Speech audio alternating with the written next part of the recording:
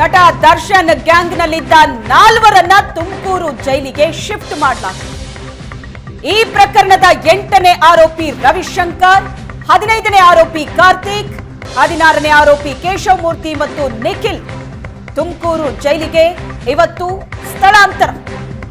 ದರ್ಶನ್ ವಿರುದ್ಧ ಹೇಳಿಕೆ ಕೊಟ್ಟಿದ್ದಂತಹ 4 ಆರೋಪಿಗಳು ಒಂದೇ ಕಡೆ ಇದ್ರೆ ಜೈಲಿನಲ್ಲೇ ಹಲ್ಲೆ ಆಗೋ ಸಾಧ್ಯತೆ ಇರೋದ್ರಿಂದ ದರ್ಶನ್ ಟೀಮ್ನಿಂದ ಇವರನ್ನ ಪ್ರತ್ಯೇಕಿಸಿದೆ ಕೋರ್ಟ್.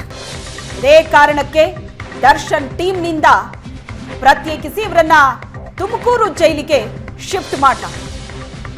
ಕೊಲೆ ಪ್ರಕರಣದಲ್ಲಿ ದರ್ಶನ್ ಹೆಸರು ಬಾಯಿ ಬಿಡದಂತೆ ಹಣವನ್ನ ಪಡೆದಿದ್ದವರು ಈ 4. ಹಣ ಪಡೆದು ಪೊಲೀಸರಿಗೆ ಈ 4 ಆರೋಪಿಗಳು ಶರಣಾಗಿದ್ದರು.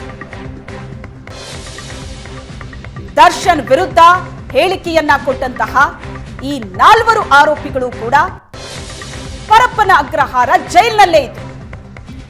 ಎಸ್ಪಿಪಿ ಮನವಿ ಮೇರೆಗೆ 4 ತುಮಕೂರು ಜೈಲಿಗೆ ಶಿಫ್ಟ್ ಮಾಡಲಾಗಿದೆ.